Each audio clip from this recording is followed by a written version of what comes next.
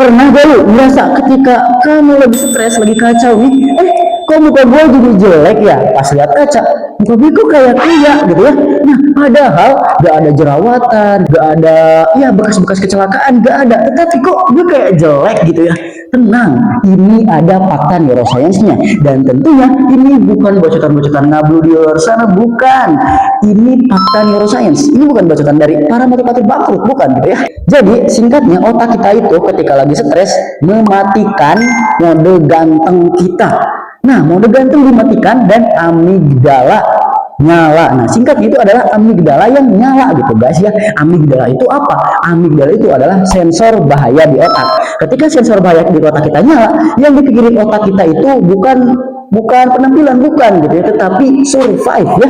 Nah, ketika itu juga mikro ekspresi yang ada di dalam wajah-wajah kita itu bakal mati. Seperti apa bang? Contohnya misalkan nih mata kita tuh jadi layu, terus hidung, terus bibir kita tuh gak semerah itu gitu ya. Pada intinya muka kamu itu kayak loyo banget gitu ya, gak beraura singkatnya guys. Terus ketika itu juga otot-otot di dalam wajah kita itu juga mulai berantakan gitu ya, berkurang dan menyebabkan bahwa tatapan mata kamu gak sebagus itu gitu ya, gak tajam. Terus suara kamu tuh jadi loyo gitu ya, lembek.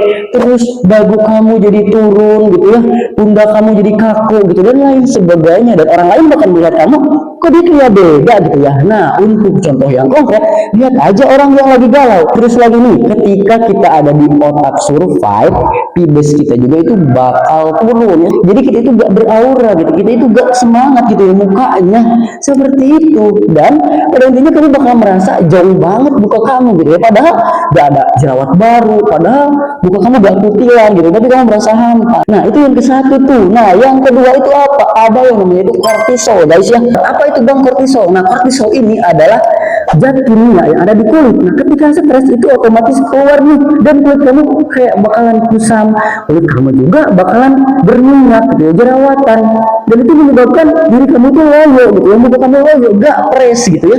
Nah, yang selanjutnya yang ketiga nih, ketika kita stres, mental kita juga ikut down, dan ketika mental down, muka kita ikut turun gitu ya, ikut down ya, pas kepercayaan diri kita tuh gak akan ada. Kenapa? Karena gini, lu ngaca nih, kok muka gue kayak kuya nih, dan lu langsung drop gitu, langsung merasa bahwa gak pede. Dan ketika kamu gak pede, itu bakal berdampak kepada interaksi sosial kamu. Kamu jadi gugup pas ngomong, kamu jadi gak pede gitu ketemu sama orang. Jadi itu kayak dua kali lipat. Saat muka kamu lagi drop, mental kamu juga ikut drop, karena ya melihat muka jelek gitu, kita gak pede gitu guys ya. Jadi ya seperti itu, makanya kamu kayak merasa kok muka gue kayak kuya gitu ya. Nah, kalau di dalam neuroscience mah ketika seperti itu teh ada media prefrontal cortex kamu yang memikirkan penilaian orang lain itu ya aktif gitu. Jadi kamu bakal memikirkan penilaian orang lain. Gue tadi ngaca, muka gue kayak kuya, jadi gue bakal mikirin wah gimana penilaian orang lain, makanya kamu gak pede dan nilai ganteng kamu bakalan turun gitu ya. Tapi guys ya, sebaliknya ketika mode kamu lagi bagus, ketika kamu lagi semangat banget, ketika kamu lagi fresh banget, percaya diri, kamu bakal memancarkan aura itu lagi. Jadi mode ganteng itu bakal dihidupin lagi sama otak kamu gitu ya, ketika kamu lagi senang banget gitu ya. Dan bagaimana tuh bang gitu ya solusinya? Nah, solusinya yaitu beresin hidup kamu gitu. Itu satu-satunya cara biar otak kita itu tahu bahwa diri kita itu berharga. Makanya kita bakal mengeluarkan segala cara di otak-otak, di zat-zat di dalam otak kita itu bakalan langsung keluar. Mikro ekspresi kita itu bakalan langsung gitu ya hidup lagi, kayak kontak mata jadi jadi bagus gitu ya, terus bibir jadi merah gitu ya, dan ya intinya kita bakalan semangat banget gitu. Jadi pada intinya apa?